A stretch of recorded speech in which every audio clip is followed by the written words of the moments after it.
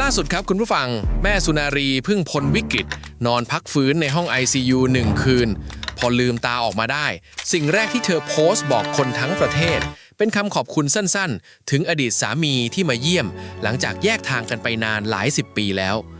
คือเรื่องนี้เริ่มมาตั้งแต่ปลายเดือนกรกฎาคมที่ผ่านมา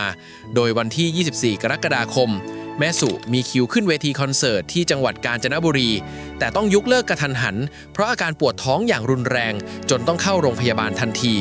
ซึ่งเธอถูกส่งตัวเข้ารักษาที่โรงพยาบาลเกษมราษฎร์อินเตอร์เนชั่นแนลรัตนาธิเบศรหลังจากนั้นราว 2-3 วันหมอทำการส่องกล้องตรวจแล้วผลตรวจพบภาวะลำไส้ใหญ่อักเสบอย่างรุนแรงและพบก้อนเนื้อขนาดประมาณ3 เซนติเมตรจากนั้นหมอจึงทำความสะอาดลำไส้และตัดชิ้นเนื้อส่งไปตรวจต่อมาเมื่อวันที่ 30 กรกฎาคมแม่สุพูดเองว่าสาเหตุมาจากพฤติกรรมการใช้ชีวิตล้วนๆเธอบอกว่ากินเผ็ดจัดมาตลอดดื่มน้ำน้อยมากพักผ่อนน้อยนั่งนานเพราะขับรถเองไกลๆแล้วยังมีนิสัยชอบอั้นเข้าห้องน้ำแถมเธอยังเล่าย้อนไปด้วยว่าเคยผ่าตัดใหญ่มาแล้วครั้งหนึ่งเมื่อปี 2535 เป็นการผ่าตัดปีกมดลูกข้างขวา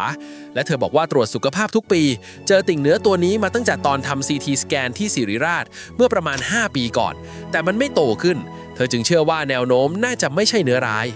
ทีนี้วันที่ 8 สิงหาคมแม่สุโพสต์ลง IG สั้นๆว่าเคลียร์งานเรียบร้อยแล้วเตรียมตัวไปนอนโรงพยาบาลพรุ่งนี้ผ่าตัด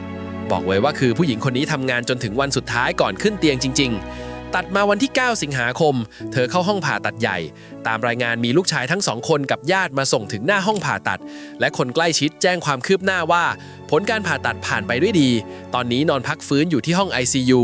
แล้วต่อมาในวันเดียวกันนั่นเองแม่สุก็โพสต์ด้วยตัวเองว่าคุณแม่ออกมาจากห้อง ICU แล้วนะทุกคนแข็งแรงปลอดภัยดีพร้อมกับขอบคุณคุณพ่อของพี่ฮีโร่และพี่อาร์เธอร์ที่มาเยี่ยมให้กำลังใจซึ่งนี่แหละคือจุดที่ทำให้เรื่องนี้กลายเป็นข่าวใหญ่เพราะคนที่เธอพูดถึงคือผู้ใหญ่ต๊ออดีตสามีนั่นเองโดยผู้ใหญ่ต๊อเป็นทายาทรุ่นที่ 3 ของตระกูลการเมืองใหญ่แห่งเมืองเพชรบุรีตระกูลอังทินันแต่ถามว่าเขามีครอบครัวใหม่หรือไม่เนี่ยบอกเลยค้นแล้วไม่พบข้อมูลสาธารณะที่ยืนยันได้ครับจึงขอไม่คาดเดาส่วนลูกชาย2 คนฮีโร่กับอาร์เธอร์ตอนนี้ทั้ง2 คนช่วยแม่ทำธุรกิจแม่สุเคยบอกว่าไม่ได้ปลูกฝังให้ลูกร้องเพลงเพราะมองว่าลูกน่าจะไปทางธุรกิจมากกว่าส่วนเรื่องการแยกทางสุนารีตัดสินใจหย่าหลังพบว่าสามีมีภรรยาอยู่แล้วและยอมยกทรัพย์สินให้เป็นการแลกเปลี่ยนโดยลูกทั้ง2อยู่ในความดูแลของเธอโดยเรื่องนี้เจ้าตัวเคยเล่าไว้ในพ็อกเก็ตบุ๊กของเธอเองส่วนคำถามว่าภาระการเงินที่แบกคนเดียวส่งผลจนเข้า ICU หรือไม่ตรงนี้แม่สุเป็นคนอธิบายสาเหตุการป่วยด้วยตัวเองและเธอชี้ไปที่พฤติกรรมกินเผ็ดดื่มน้ำน้อยนั่งนานอั้นเข้าห้องน้ำไม่ได้พูดถึงความเครียดเรื่องเงินแม้แต่คำเดียวแต่ถ้าจะพูดถึงเรื่องทำงานหนักอันนี้มีหลักฐานชัดเธอเคยให้สัมภาษณ์ว่าไม่ได้พักมาตลอด50 กว่าปีและช่วงปี 2530 ถึง 2540 ก็ไม่เคยได้หยุดเลยในเชิงการแพทย์ข้อมูลจากคณะเภสัชศาสตร์มหาวิทยาลัยมหิดลและสสส.อธิบายว่าความเครียดเรื้อรังและการพักผ่อนไม่พอทำให้ร่างกายหลั่งฮอร์โมนความเครียดต่อเนื่องรบกวนการบีบตัวของลำไส้เพิ่มความเสี่ยงท้องผูกและลำไส้อักเสบดังนั้นการทำงานหนักติดต่อกันหลาย10 ปีเป็นปัจจัยแวดล้อมที่ไม่เป็นผลดีต่อลำไส้แน่นอนและบทบาทพ่อที่ปรากฏเฉพาะวันสำคัญคือผู้ใหญ่เตาะปรากฏตัวในโอกาสใหญ่ๆของครอบครัวงานศพแม่ยายงานบวชลูกชายทั้ง2 คนและล่าสุดคือการมาเยี่ยมไข้เมื่อวันที่ 10 สิงหาคม ปี 2569 ซึ่งวิเคราะห์ได้ว่ามีความเป็นไปได้อยู่2 ทางทางแรกเป็นการจัดวางบทบาทโดยธรรมชาติของครอบครัวที่แยกกันอยู่คนละจังหวัดเพราะฝ่ายพ่ออยู่เพชรบุรีส่วนแม่กับลูกอยู่โซนนนทบุรีและกรุงเทพระยะทางเป็นตัวกำหนดความถี่เองไม่ต้องมีใครตั้งกฎทางที่ 2 เป็นการที่ฝ่ายแม่ซึ่งเป็นผู้ดูแลหลักในทางปฏิบัติค่อยๆกลายเป็นศูนย์กลางชีวิตประจำวันของลูกไปเองโดยฝ่ายพ่อรับบทเป็นคนที่มาเติมในวันที่มีความหมายต่อมาทำไมถึงมาปรากฏตัวหลังออกจาก ICU อันนี้มีรายงานที่ยืนยันได้ระบุการมาเยี่ยมของผู้ใหญ่เตาะเฉพาะในโพสต์ของวันที่ 10 สิงหาคมเท่านั้นไม่พบรายงานว่าเขามาตั้งแต่วันที่ 24 กรกฎาคมหรือวันผ่าตัดวันที่ 9 สิงหาคมซึ่งข่าวระบุเพียงว่ามีลูกชาย 2 คนกับญาติมาส่งที่ห้องผ่าตัดแต่ต้องบอกครับว่าการที่ไม่มีรายงานไม่เท่ากับไม่ได้มาเพราะห้อง ICU โดยทั่วไปจำกัดผู้เข้าเยี่ยมอย่างเข้มงวดญาติสายตรงเท่านั้นและในทางปฏิบัติอดีตสามีที่อย่าขาดแล้วก็ไม่ได้อยู่ในสถานะญาติตามระเบียบโรงพยาบาลด้วยซ้ำนี่จึงเป็นเหตุผลที่ตรงไปตรงมาที่สุดอาจไม่ใช่เรื่องความรู้สึกเลยแต่เป็นเรื่องระเบียบและจังหวะคือรอให้คนไข้พ้นภาวะวิกฤตและย้ายออกมาห้องพักฟื้นก่อนแล้วค่อยมาเยี่ยมได้เต็มที่ อีกมุมหนึ่งหากมองในเชิงการวางตัวมีความเป็นไปได้ว่าเขาเลือกไม่เข้าไปในช่วงที่ครอบครัวกำลังลุ้นระทึกที่สุดเพื่อไม่ให้การปรากฏตัวของตัวเองไปเบียดพื้นที่ของลูกและญาติสายตรงแล้วค่อยเข้ามาในวันที่ทุกอย่างผ่านพ้นไปแล้วซึ่งเป็นการเลือกจังหวะที่สุภาพและไม่สร้างแรงกดดันให้ใครขอย้ำว่านี่คือการวิเคราะห์ไม่ใช่คำยืนยันจากเจ้าตัวแต่ถามว่ามาเพื่อเยียวยาอดีตภรรยาหรือมาเพื่อเป็นที่พึ่งให้ลูกอันนี้มีเบาะแสอยู่ในถ้อยคำของแม่สุเองเพราะเธอไม่ได้เขียนว่าขอบคุณอดีตสามีเธอเขียนว่า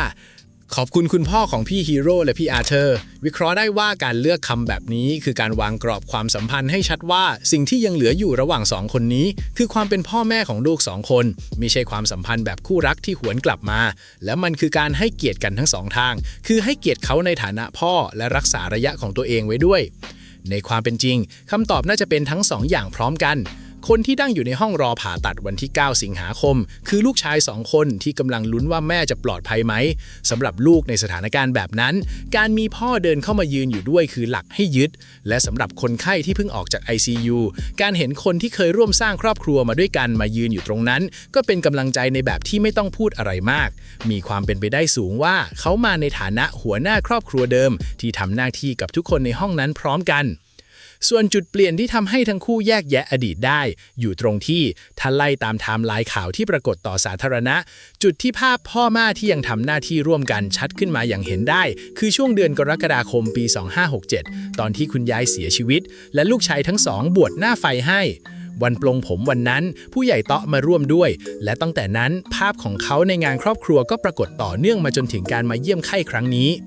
วิเคราะห์ได้ว่าสิ่งที่ทำหน้าที่เป็นจุดเปลี่ยนอาจไม่ใช่เหตุการณ์เคลียร์ใจแบบในละครแต่เป็นงานของลูกต่างหากคือทุกครั้งที่ลูกมีเรื่องสำคัญไม่ว่าจะบวชจะรับปริญญาหรือจะเจ็บป่วยในบ้านมันบังคับให้ผู้ใหญ่2 คนต้องมายืนในพื้นที่เดียวกันแล้วเวลาก็ค่อยๆทำหน้าที่ของมันไปทีละงานทีละปีจนวันหนึ่งการยืนอยู่ด้วยกันมันไม่เกรงอีกต่อไป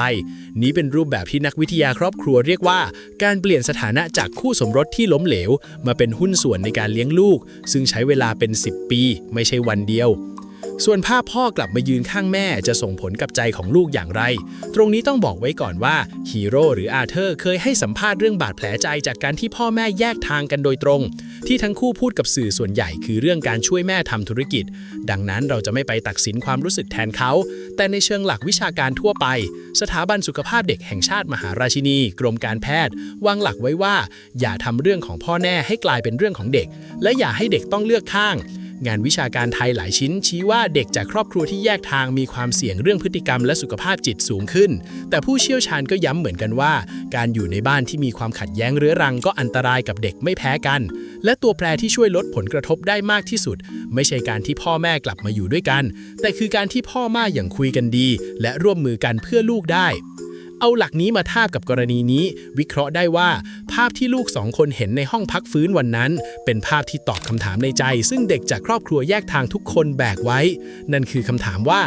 ถ้าวันหนึ่งบ้านนี้เจอเรื่องใหญ่จะยังมีใครมายืนด้วยกันไหม